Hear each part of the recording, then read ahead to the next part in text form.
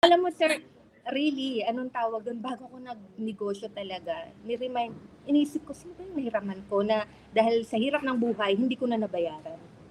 And, nung binayaran ko, I felt good. And, parang, alam mo yun mas maganda yun na cleared yung conscience mo na, uy, okay na, wala kang utang.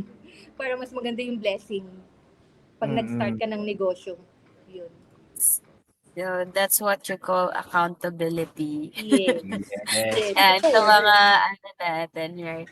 So, ang ganda ng journey ni Miss Maria, 'di ba? Kasi related yung ano no, yung parang HRM, nagamit niya yung lahat-lahat ng Yes. knowledge niya na Mm. nakuha from different experiences from being employer, manager, Oo. na ngayon entrepreneur niya.